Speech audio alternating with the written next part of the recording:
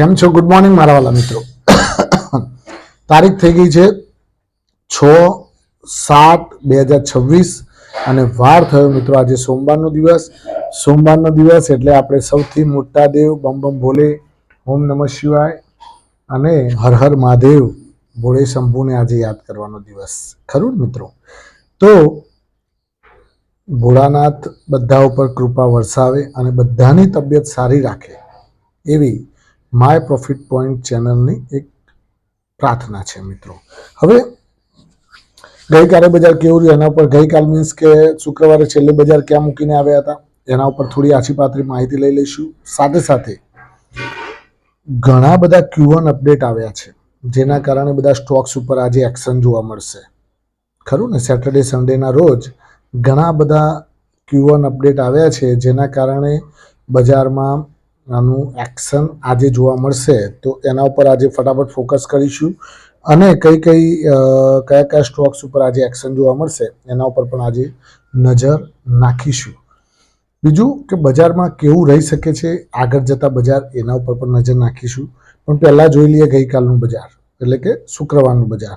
તો નિફ્ટી 95 અંકના વધારા સાથે 24,270 અંક શુક્રવારે બંધ જોવા મળ્યું અને સેન્સેક્સ પણ 261 અંકના વધારા સાથે 77,763 અંક બંધ જોવા મળ્યું. હવે FII-DIની એક્ટિવિટી જોઈએ તો FIIએ શુક્રવારે કેશ માર્કેટમાં ખરીદારી કરી જ્યારે DIIએ શુક્રવારે કેશ માર્કેટમાં વેચવાલી કરી. ઊંધું થયું.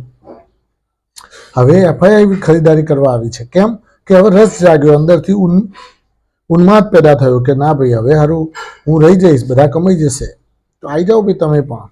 1,355 કરોડ રૂપિયાની કેશ માર્કેટમાં ખરીદારી કરી જ્યારે સામે DIIએ પણ તકનો લાભ લઈ અને 1,953 કરોડની કેશ માર્કેટમાં વેચવાલી કરી, ખરું મિત્રો? હવે વધનારા શેરો ઘટનારા શેરો પર ફોકસ કરીએ તો સુમિટોમો કેમિકલ પહેલા નંબરે વધવામાં 13.9%ની તેજી, જેન્સર ટેકનોલોજી 10.4%ની તેજી, એજીસ વોપાક એમાં પણ 9.7%ની તેજી, ઇક્લર્ક સર્વિસીસ KPO કંપની 7%ની તેજી, HCL ટેકનોલોજીમાં પણ 5.7%ની તેજી હતી, KNS ટેકનોલોજીમાં પણ 5.7%ની તેજી હતી, લોધા બ્રધર્સ એમાં પણ લોધામાં પણ 5.1%ની તેજી હતી.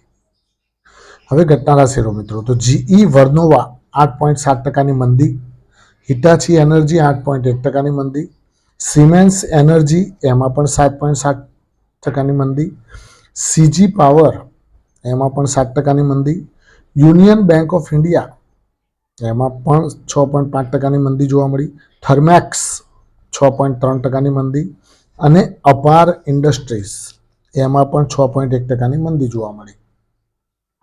હવે મિત્રો કે આ બધી વાત તો થઈ ગઈ તેજી મંદીવાળા સ્ટોક્સની, ખરું ને? તો બજારમાં ક્યાંક ને ક્યાંક ખરીદારીનો માહોલ હવે જામતો હોય એવું લાગી રહ્યું છે. મને તો લાગે છે કે હવે 24,200નું લેવલ કુદાઈ અને 270 અંક બંધ આપી છે. આપણા બધા રેઝિસ્ટન્સો પાર કરતા એટલે ભલે બજાર કદાચ 25-30 point Nifty minus gift Nifty minus બતાવે છે પણ કોઈ ચિંતાનો વિષય નથી. મેં પહેલાં પણ કહેલું છે મિત્રો, પેનિકી કરતા નહીં, ઘટાડો આવે એટલે ભેગા કરજો, આગળ જતા નફો મળશે. તમને ઢોલ વગાડીને કહું છું કે મિત્રો આગળ જતા આમાં બજાર સારું જ છે, લાંબા ગાળે પુષ્કળ રિટર્ન આપવાનું જ છે, પરંતુ ધીરજ ધૈર્યતા રાખજો, ખરું ને? તો આપણે ચેક કરીએ મિત્રો.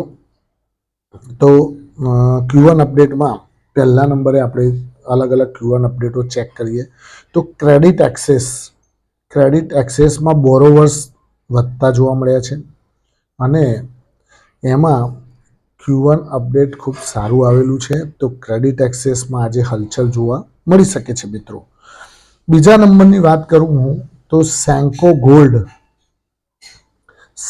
ગોલ્ડ જે છે એમાં પણ આજે હલચલ જોવા મળી શકે છે. કેમ કે એમાં શું થયું છે, Q1 અપડેટ નથી આવ્યું, પણ એમાં Q1 અપડેટ કરતાં પણ વધારે સારું છે. 8 નવા સ્ટોર એમણે Q1 ની અંદર ઉમેર્યા, નવા સ્ટોર ખોલી નાખ્યા. 8 નવા સ્ટોર એટલે રેવન્યુ વધશે, દુકાનો વધી એટલે આવક વધવાની. ખરું ને મિત્રો? દેશી ભાષા આપણી. દુકાનો ખોલી, 8 નવી દુકાનો ખોલી એટલે આવક વધશે, ને આવક વધશે એટલે નફો વધશે. એટલે સેન્કો ગોલ્ડમાં પાછું એવું પણ કહે છે કે 12 થી 15 બીજી નવી દુકાનો ખોલવાની છે, તૈયારી ચાલી રહી છે. એટલે સેન્કો ગોલ્ડમાં આજે હલચલ જોવા મળી શકે છે મિત્રો. હવે વાત કરીએ મિત્રો યસ બેંક. તો યસ બેંકમાં એમાં ડિપોઝિટ ગ્રોથ મિત્રો ખાસો 14.7% વધારો જોવા મળ્યો છે Q1 2027માં. તો 15.4% તો પ્રાઇવેટ બેન્કો ઓન એન એવરેજ ગ્રોથ દર્શાવશે. આ વખતે છોતરા કાઢી નાખશે. એટલે એડવાન્સીસ એન્ડ ડિપોઝિટ બંને રેટ વધતા જોવા મળશે. તો બેન્કોમાં આજે યસ બેંકમાં ખાસ ધ્યાન રાખજો. બીજું મિત્રો, HDFC બેંકનું રેટિંગ થોડું વધાર્યું છે, અને એમાં એક બ્રોકરેજ ફર્મ એમાં પુલિસ થઈ છે, ટાર્ગેટ 1150નું આપેલું છે HDFC બેંકમાં. તો યસ બેંક અને HDFC બેંક બંનેમાં આજે હલચલ જોવા મળી શકે છે. એમ તો બધી એયુ સ્મોલ ફાઇનાન્સ બેંક ને બધી ઘણી બેંકો છે, પ્રાઇવેટ બેંકો, પણ પ્રાઇવેટ બેંકોમાં આજે વધારે પડતી હલચલ જોવા મળી શકે છે. બીજું, સર્વોદય સ્મોલ ફાઇનાન્સ બેંક એક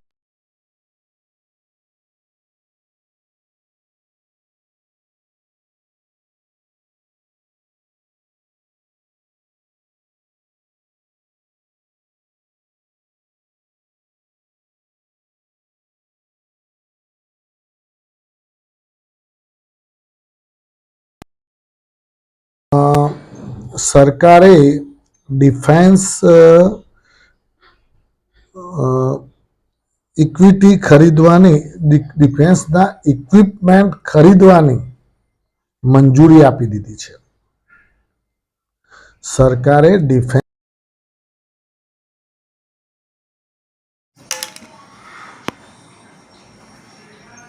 મંજૂરી આપી દીધી છે. તો 52,000 કરોડના ડિફેન્સના ઇક્વિપમેન્ટ ખરીદવાના છે. 52,000 કરોડના. તો એ ડિફેન્સના ઇક્વિપમેન્ટ ખરીદવાની મંજૂરી મળવાના કારણે BDL, HAL, પારસ ડિફેન્સ, આ બધા સ્ટોક્સ એક્શનમાં રહી શકે છે. મિત્રો, આ જરા ચાર્જિંગ નહોતું એટલે કાઢી નાખ્યું છે, એટલે કદાચ ક્યાંક અવાજમાં ડિસ્ટર્બન્સ થયું હોય તો માફ કરજો. બીજું મિત્રો, L&T ફાઇનાન્સમાં પણ 32% રિટેલ ડિસ્બર્સમેન્ટ વધતો જોવા મળ્યું છે. તો L&T ફાઇનાન્સ પણ આજે હલચલમાં રહી શકે છે. ખરું મિત્રો? તો L&T ફાઇનાન્સ પણ કોઈ બ્રોકરેજ ફર્મે એને અંડરવેટ આપ્યું છે, 150નું ટાર્ગેટ કરી નાખ્યું છે. તો હવે બે બાજુ ટાંગા ખેંચાશે. એક બાજુ પેલા ભાઈએ અંડરવેટ આપ્યું, એક બાજુ લોન ડિસ્બર્સમેન્ટ સારો છે. તો હવે જોઈએ કઈ તરફ દોડે છે.